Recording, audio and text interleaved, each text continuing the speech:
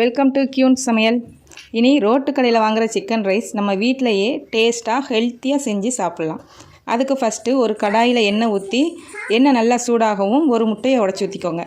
முட்டை உடச்சி ஊற்றினதுக்கப்புறம் நம்ம வெட்டி வச்ச பல்லாரியை போட்டு 2 கிளறி விட்டு அது கூடவே ஒரு கொடை மிளகாயும் சேர்த்துட்டு ஒரு 10 செகண்ட் கழித்து குட்டி குட்டியாக வெட்டி வச்ச முட்டைக்கோஸை போட்டு நல்லா வதங்கவும் ஒரு 3 பீன்ஸ் வெட்டி போட்டுக்கோங்க. அது கூடவே 1 spoon garam masala, 1 spoon chilli பொடி, 1/2 ஸ்பூன் மிளகு பொடி, 2 ஸ்பூன் சிக்கன் பொடி சேர்த்து நல்லா மசால் வாசனை போகிற வரைக்கும் இது மாதிரி அடிப்பிடிக்காமல் கிளறி விட்டுகிட்டே இருக்கணும்.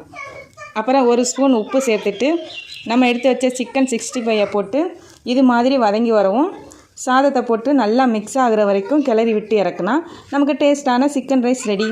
தேங்க்யூ. வீடியோ பிடிச்சிருந்தால் லைக் பண்ணுங்கள், ஷேர் பண்ணுங்கள், மறக்காமல் சப்ஸ்கிரைப் பண்ணி வச்சுக்கோங்க.